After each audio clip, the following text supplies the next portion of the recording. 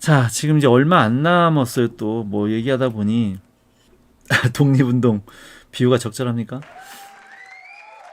그 마침 일제시대 때 태어나셔서 지금까지 애니메이션을 하고 계신 김청기 감독님께서 대한민국 문화훈장을 받으셨다고 나한테 연락이 오셨어요. 아, 이것 때문에 온 건 아니고요. 지금 유튜브 채널을 운영하고 있다. 놀러와라 라고 말씀을 하시길래 그래서 종종 이제 와서 봤어요. 왔는데 오늘 어젠가요? 어제 봤더니 문화훈장을 받으셨다고 영상을 올리셨더라고요. 이렇게 훈장을 받으시고 뭐 여러 가지 뭐 시계도 받으시고 이렇게 하셨더라고요. 축하한다고 이제 메시지 보내드리고 그랬어요. 그래서 여러분들이 그 김청기 감독님을 잘 아시나요? 아마 그냥 태권브이 정도, 여기 이제 써 있는 것처럼 태권브이의 아버지 김청기 감독입니다. 근데 이제 10월 22일 날 받으셨는데 영상은 이제 지금 이제 올리셨네요. 많은 친구들이 축하 메시지를 올렸는데 연세가 지금 80이 넘으신 것 같은데 그럼에도 불구하고 유튜브 채널을 하세요. 잘하고 못하고 떠나서 로봇 태권브이에 대한 표절 시비 뭐 이런 거에 대한 얘기도 사실 좀 많았죠. 태권브이를 못 보셨어요? 아마 여러분들이 보면 재미없을 거예요. 워낙 이제 그 세월이 지난 거기 때문에 우리나라 최초의 장편 애니메이션을 만든 것은 신동원 감독님의 홍길동이거든요. 원래 동생분의 그 신동호 화백이 그리신 풍운하 홍길동을 애니메이션으로 만든 한국 최초의 극장 장편 애니메이션으로 만든 게 그게 67년도 그죠 여기 있죠. 67년도 1월 21일 날 개봉을 한 거예요. 나중에 이제 이 홍길동도 한번 보세요. 영상을. 돌아가셨지만 여기 설다무에도 신동훈 감독님께서 사인해 주신 게 있어요. 이렇게 예전에는 종종 뵙고 모시고 같이 술도 먹고 했었죠. 김청기 감독님도 내가 있던 학교에도 오시고 종종 만나고 했었어요. 그래서 같이 이렇게 이 어르신들하고 어울려서 술 먹는 사진도 설다무에 좀 다 있어요. 링크도 다 걸어놓고. 그다음에 만화가 이두호 선생님이 직접 우리 가족들을 위해서 그려주신 것도 있고, 마르치 아라치의 임정규 감독님도 계시고 다 돌아가셨죠. 다른 감독님, 지금 여기 안재홍 감독도 자주 내가 스튜디오에 자주 놀러 가서 그림 그리는 걸 보고 작품에 대한 얘기도 많이 나누고 했었는데, 여기 이제 젊은 친구들 사인이고 오세영 작가 사인도 있고 한데, 지금 여기 또 무녀도 안재훈 감독의 무녀도 지금 11월 24일 날 개봉한다고 올라와 있고, 여기에 들어가 보면 아마 초청 공연 상영 있을 거예요. 관심 있는 친구들은 좀 가서 많이 좀 보시고요. 자, 어쨌든 뭐 이래나 저래나 우리 대한민국 애니메이션, 만화 애니메이션을 이끈 선구자적인 분들이 많은데 그 중에 한 분이라고 이제 생각을 해요. 또 이 김청기 감독님을 찾아보면 너무 비난을 하는 그런 글들이 꽤 있더라고요. 그건 알겠는데, 지난 역사를 지금의 잣대로 모든 것들을 단죄하려고 하면 뭐 잘한 사람이 어디 있겠어요, 그죠? 그래서 그 당시에는 그 당시의 시각으로 좀 이해를 좀 해주는 그런 관점도 좀 필요하다. 근데 역사가 지나고 봐도 도저히 용서될 수 없는 그런 과오. 그러니까 그 당시에 봐도 너무 그건 잘못되어진 것은 역사가 지나도 잘못됐다라고 판단이 되어지는 부분들이 꽤 있죠. 뭐 표절 시비 같은 경우도 잘못됐지만 그 당시에는 뭐 정말 저작권에 대한 개념이 없었다. 뭐 이렇게 뭐 핑계를 댔다라고 생각하는 분들도 있는데 우리나라 한국 애니메이션 산업이 상당히 열악했었어요. 나는 이제 뭐 1세대가 아니고 여기 이제 신동원 감독님 같은 경우는 정말 대단하신 분이죠. 67년도에 한국 최초의 장편 애니메이션을 만들었다라고 하는 것이 마치 여러분들은 지금 만화 애니메이션과를 다니면서 그냥 애니메이션 야 보니까 재미없어 뭐 야 저 정도 나도 만들겠어 뭐 이렇게 얘기하면 아이 그렇게 이야기하는 만약에 후학이 있다면 그건 정말 쌍놈이에요, 쌍놈. 그건 정말 쓰레기 같은 놈이에요. 그렇게 얘기하면 안 된다라고 난 생각해요. 그 어떤 작품을 봐도. 내가 왜 이렇게까지 이야기하냐면 정말 그렇게 이야기하는 아이들이 좀 있었어요. 여러분들의 시각으로 60년대의 작품을 평가를 하는 것은 그건 아니라고 봐요. 그리고 일본이나 중국하고 비교할 수 있는 것도 아니에요. 왜냐하면 우리 한국은 오랜 동안 일제 강점기의 지배를 받았단 말이에요. 그래서 일본 같은 경우나 중국 같은 경우는 애니메이션의 역사가 한 20년대, 10년대, 17년도, 20년도 이때에 대부분 만들었어요. 근데 우리는 그때 일제 치하에 있었던 때잖아요. 그래서 일본 사람들한테 이제 애니메이션을 배웠죠. 그래서 우리나라의 뭐 최초의 애니메이션이라고 이야기하면 대부분 개꿈을 많이 얘기해요. 개꿈. 이제 한국 애니메이션 기원이라고 나오는데 이 개꿈이 36년도인가 만들어진 건데 여기도 이제 나오네요.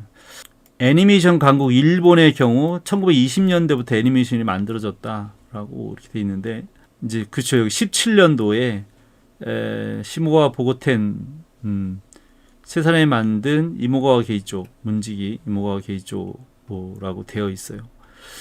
중국도 비슷하게 시작을 했어요. 장편도 40년도, 30년대, 40년대 때 이미 만들었고요. 근데 우리나라는 해방이 45년도였어요. 해방이. 그러니까 우리나라 독자적으로 만들 수 있는 여력이 안 됐다고 보는 거죠, 사실은. 그런데 또 다른 기록에 보면 이 개꿈이 제작비와 기술 부족의 문제인 듯 싶지만 흔적조차 찾을 수가 없다.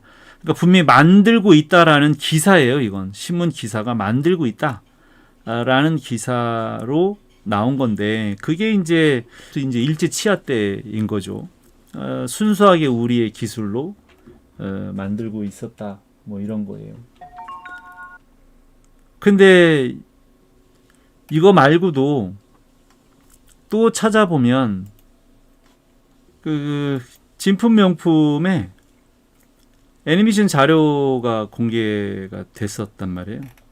여기 이제 사진은 지금 여기는 없는데 지가다비는 장화예요, 장화. 작업화 신발인데 월성이라고 하는 그 이름을 가진 지가다비예요. 작업화라고요. 근데 거기에 시나리오에는 총독부와 제작을 허가한 검인이 찍혀 있고 애니메이션 필름 길이까지 명시되어 있어서 당시 애니메이션이 제작되었다는 증거가 있다. 그러니까 필름의 길이가 있다라는 것은 이건 만들어봐야 하는 거거든요. 대략적인 뭐 2, 3분 정도 뭐 이렇게 아니라 완벽하게 프레임 수가 적혀져 있어요. 그래서 이제 그게 33년도인 거고요. 아까 개꿈은 원래 36년도 기록인데 아마 그 잘못 쓰신 것 같아요. 여기 있잖아요. 36년도에 조선일보가 기사화한 게 이제 개꿈인 거고요. 그거보다 더 일찍 33년도에 애니메이션을 만들었다. 그 극장용 애니메이션, 이게 광고니까 옛날에 광고는 TV가 없었으니까 당연히 극장에서만 상영할 수 있었잖아요. 그래서 극장용 애니메이션 광고 시나리오가 그때 진품 명품이 나왔었어요.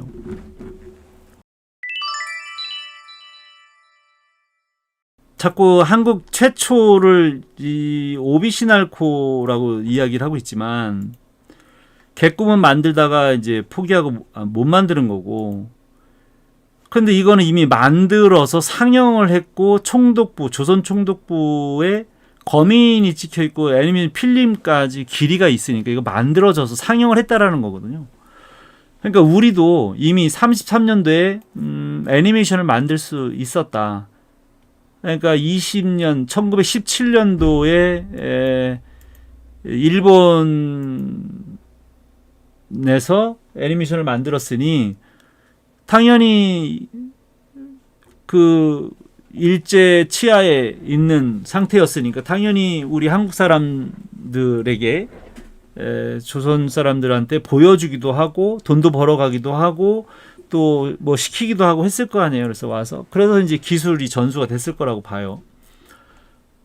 그러니까 20년대 이후에 일본에서 아마 그 기술을 전수해 줬으니까 33년에 만들어서 방영을 했다, 상영을 했다라고 한다면 애니메이션을 여러분들도 금방 만들 수 있는 게 아니잖아요.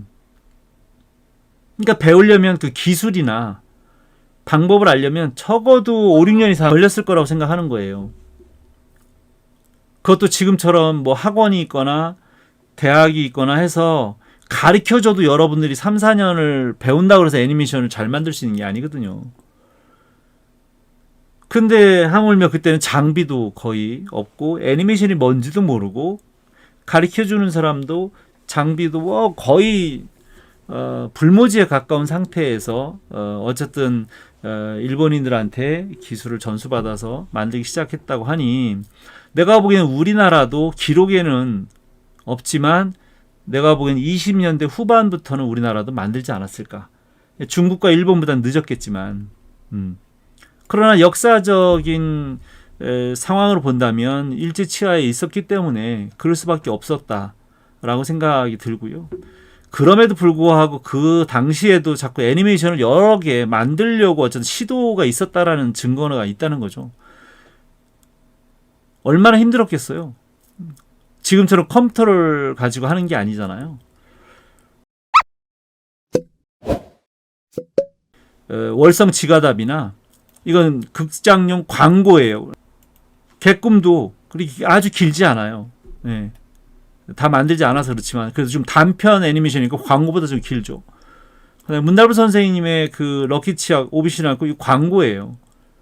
그러니까 짧은 광고나 단편을 만드는 것도 힘든데 신동 감독님은 한국 최초의 장편 애니메이션을 만들었어요. 어마어마한 길이를 미국 방식으로 만들어서 지금 봐도 놀랍게도 그 움직임이나 퀄리티가 괜찮은, 그러면서도 한국적인 해악을 담고 있어요. 누굴 따라한 게 아니라 정말 한국적인 그림체에 한국의 소재를 가지고 만든 분이에요. 정말 대단한 선구자이시죠. 근데 이분에 대해서는 나중에 기회가 되면 또 이야기를 좀 할 기회가 좀 있었으면 좋겠어요. 내가 뭐 역사 전문가는 아니지만 비하인드가 많으세요. 상당히 고통스러운 시간을 많이 보내셨고 몇 해 전에 돌아가셨지만 안타깝기도 하고, 내가 제일 안타까워하는 건 이런 거예요. 지금 태권브이도 뭐 본 적이 없다 라는 친구도 있고, 아마 이 홍길동은 당연히 안 봤을 거고요. 아마 김청기 감독님이나 신동 감독님 모를 거예요. 내가 안타까워하는 건 바로 이런 거죠. 일본 작가들, 일본 만화가, 일본 애니메이터들의 그 긴 이름, 우리나라보다 이름이 길잖아요, 걔들은. 그 일본 캐릭터의 이름 길잖아요. 그 많은 캐릭터의 이름과 작가들의 이름은 다 외우면서 우리 한국 만화 애니메이션의 작가들, 감독들의 이름들은, 그리고 작품들은 거의 본 적이 없다는 거예요, 우리 아이들이. 나는 그게 통탄할 일이라고 생각하는 거죠. 그게 너무도 가슴이 아픈 거예요. 그러면서 선배들의 우리 만화 애니메이션계를 불모지에서 만들고 지켜온 사람들한테 욕할 자격이 있을까에 대해서 한 번쯤은 생각을 해볼 필요가 있다라고 생각하는 거죠. 정말 여러분들이 일부의 어떤 그런 치부나 잘못된 또는 부족한 몰랐던 여러 가지 어떤 이유에서든 간에 그 하나하나의 그것만을 가지고 비난할 수 있을까?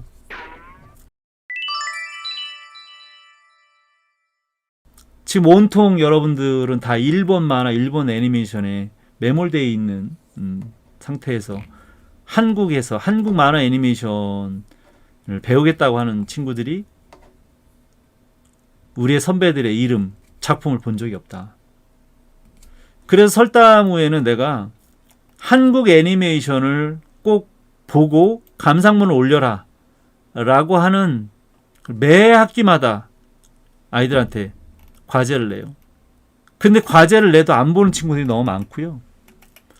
대학생임에도 불구하고 그걸 보라고 학점으로 책정을 해서 얘기하는 것부터가 정말 처절하고 비참한 거죠, 사실은. 과제를 내라고 해서 본다는 그 사실부터가 마음이 아프지만 그래도 안 보는데 일본 애니메이션은 미친 듯이 찾아서 보잖아요. 일본 만화는. 우리 한국 애니메이션도 상당히 많아요. 그리고 여기 있는 거는 불과 얼마 안 된 작품들이에요, 다. 그러니까 옛날에 활동하던 신동훈 감독님이나 김청기 감독님이 어쨌든 활동하던 그 당시 1세대들이 만든 애니메이션들이 비록 퀄리티나 여러 가지 뭐 내용이나 저작권을 봤을 때는 뭐 표절 시비가 많이 붙는 것들도 많이 있지만 어쨌든 그래도 그 열악한 환경 속에서 수많은 작품들을 많이 나름 만들었던 분들이에요. 그분들이 뭐 국가에서 애니메이션이 뭔지 알고 지원을 해줬거나 절대 그런 거 없거든요. 정부에서 애니메이션이 뭔지 알게 된 것도 사실은 90년대 중반쯤에 그 이후에 알게 된 거죠. 그전에는 애니메이션이 뭔지도 아무도 알지 못했어요. 관심이 없었죠, 애니메이션 산업에. 그러고서 이제 2000년 넘어서 이제 정부에서 막 지원 사업 해주고 이제 디지털화 되니까 여러분들은 편안하게 애니메이션을 만들고 만화 웹툰을 만들고 지원 사업 받아가면서 작품을 만들고 하지만 이분들은 장비도 없고 필름이 없어서 뭐 군사용 그 항공 필름을 닦아가지고 거기다가 셀에다가 물감을 칠해서 애니메이션을 만들기도 하고 뭐 이랬다는 얘기들이 많이 있어요. 여러분들은 아마 안 만들어봐서 모를 거예요. 이게 얼마나 처절한 일인지, 이게 얼마나 어려운 일인지, 상상을 초월할 정도로 얼마나 어려운 일인지.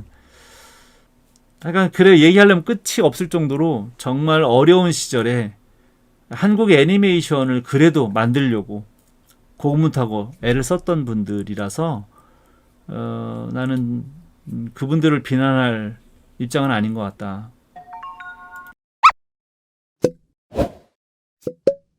어느 사람이나 마찬가지 아니었나요? 하청산업으로 다 기술 다 뺏겨서 가전제품, 뭐 자동차, 뭐 건설 이런 걸 다 해서 이제서 이제 우리가 우리의 이름으로 살고 있는 거예요. 옛날엔 다 우리나라도 중국처럼 짝퉁 만드는데 아주 유명한 나라였어요. 애니메이션만이 그런 게 아니라는 거지. 근데 그걸 난 잘했다고 얘기하는 건 아니에요.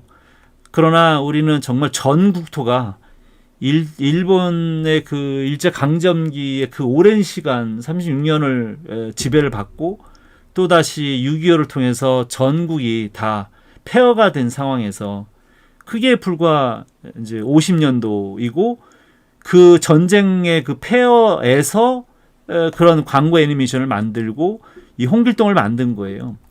이 67년도 개봉이니까 6.25가 끝나고 불과 10몇 년 지난 거예요. 그 사이에 이 애니메이션을 아무도 모르는 거를 배우고 연구하고 막 남이 쓰던 걸 주워다가 만들어서 한 작품이에요.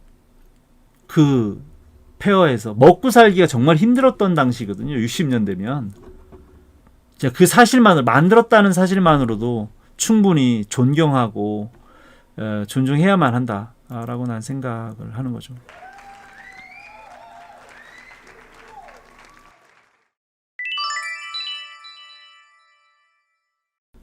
내가 뭐 역사가가 아니라서 더 자세하게 뭐 더 얘기를 해줄 수는 없지만 지금 이제 불쑥 김청익 감독님 문화훈장 받으셨다 그래서 보다 보니 너무 비난의 글들이 너무 많아서 잘했다의 문제는 아니고 그런 부분도 불모지에서 나름 한국 애니메이션 산업을 끌어온 공로에 대해서는 좀 인정해 줄 필요가 있지 않을까라고 생각하는 부분이 좀 있고요.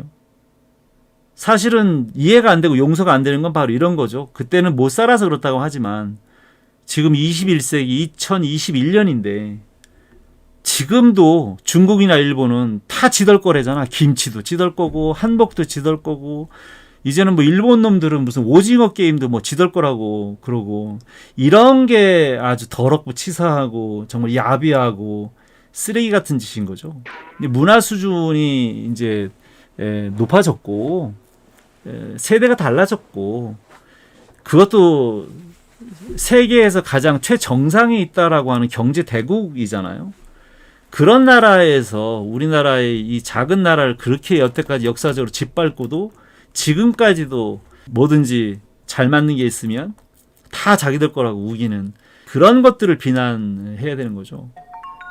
근데 그런 일본을 비난하기보다 그런 일본을 무분별하게 무조건 추종하고 좋아하고 다른 거 아까도 얘기한 것처럼 우리 한국 만화 애니메이션의 선배들의 작품이나 이름은 모르면서 일본 만화 애니메이션에 나오는 캐릭터의 그 긴 이름들은 그 다 안다는 것 자체가 마치 그런 거잖아요. 그 연예인들의 생일은 뭘 했는지 다 알면서 부모님 생일이나 부모님의 이름도 하나 쓸 줄 모르는 아이들이 많다라는 그런 게 이제 마음이 좀 아프다 이런 건데. 그러니까 뭐 이런 얘기 또 많이 하면 꼰대 같아서 그죠? 꼰대를 증명하는 듯한 멘트 같긴 한데 누군가는 얘기를 한 번은 해줘야 되지 않을까 싶어서 좀 이야기를 좀 했습니다. 자, 어쨌든 잘한 건 잘한 거고 잘못한 건 잘못한 거고 서로 존중하고 이해할 수 있는 좀 시각도 좀 가졌으면 좋겠다라는 생각입니다. 오늘 이제 축하할 수 있는 대한민국 문화훈장을 받으신 김청익 감독님 얘기를 하다가 불쑥 또 한국 애니메이션 역사 얘기를 하게 돼서 미안하고요. 자, 어쨌든 또 한 주 건강하게 잘 보내시고 오늘도 좋은 꿈 꾸시면서 편안한 밤 보내십시오. 다음 주에 또 밝은 모습으로 만나도록 하겠습니다. 감사합니다. 안녕.